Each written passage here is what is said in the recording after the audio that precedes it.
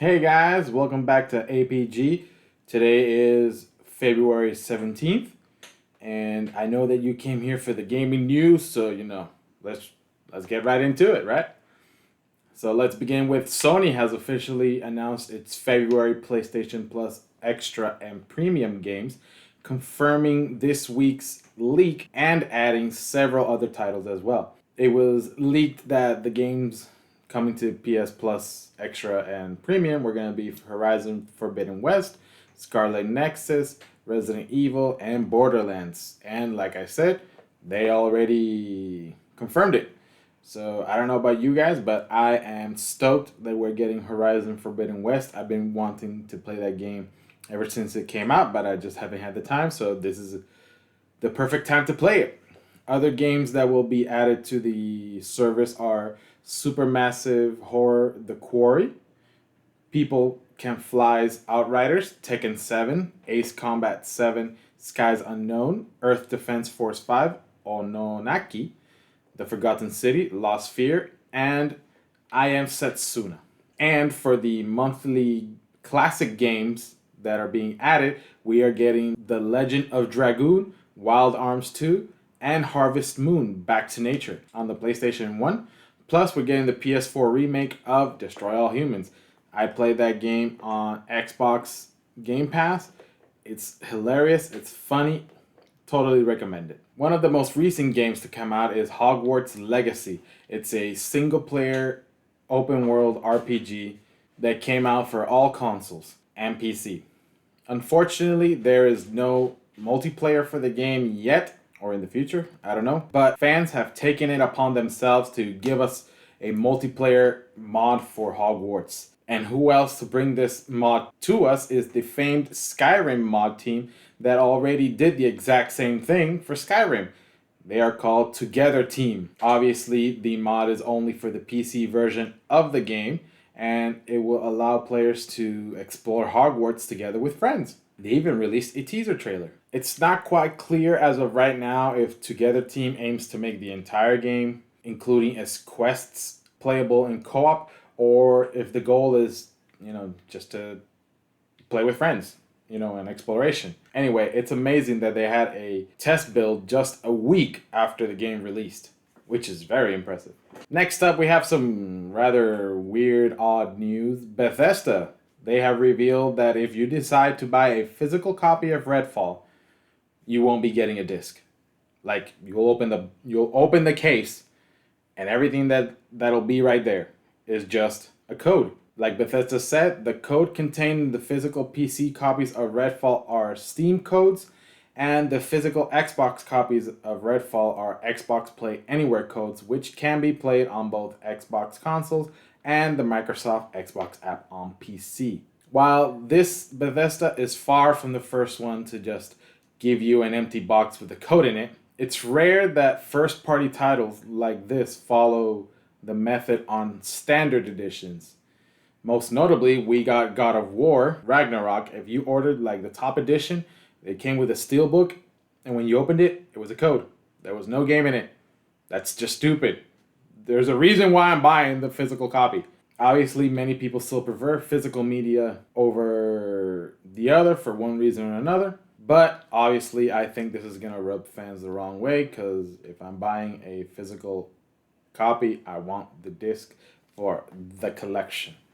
Thank you. Speaking of God of War Ragnarok, it has been revealed that the game originally had a very different plan for Kratos. In an interview with MinMax, narrative director at Sony Santa Monica, Matt Sofo, spoke about the ideas that they threw around when making Ragnarok. There was the earliest draft of an outline that we had come up with that we took to director Eric Williams, where Kratos died in the Thor fight at the very beginning of the game. He was going to die, but it wasn't going to be a permanent death. What was going to happen was that he would get pulled out of hell essentially by Atreus. Sophos continued before explaining there was going to be a big time jump of 20 years, so a time skip. We're going to get a time skip of 20 years. That would have been interesting. Apparently, Williams was the one who vetoed Kratos' death in God of War Ragnarok, though.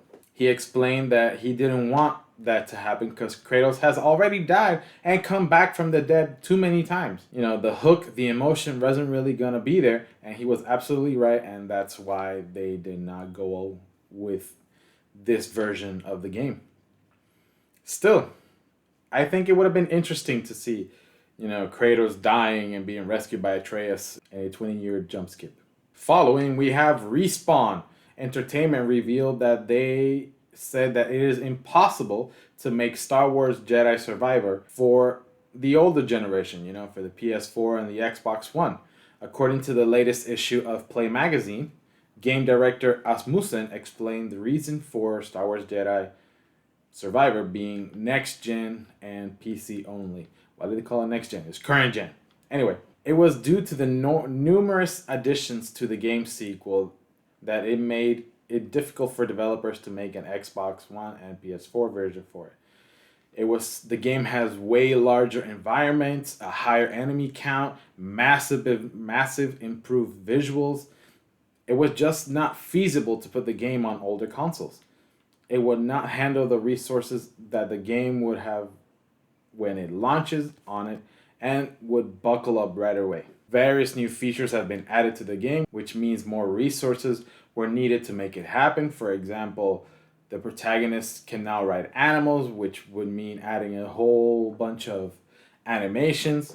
There's also a quick travel, which would obviously use the SSD power that's available on the PS5 and the Xbox Series consoles. So yeah, that's the reason why we're not getting Star Wars Jedi Survivor on the older consoles.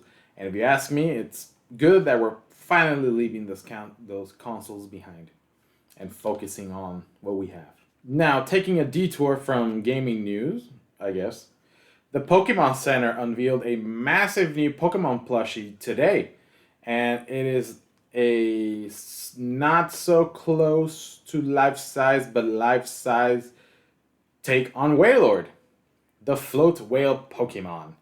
This big blue boy measures an impressive 57 and 3/4 of inches in length and weighs 14 pounds. That's a lot for a plush. And it just costs a measly $420 for a plush. It's huge. Pre-orders for the plush are open at the Pokemon Center website through March 13th, and it's expected to ship on early November. And to wrap things up, we have some bad news. MultiVersus has struggled to maintain a player base on Steam since it launched in 2022.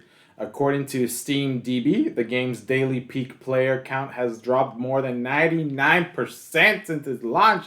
Damn! For context, the 24-hour Steam peak of concurrent players has dropped below 1,000 players this week.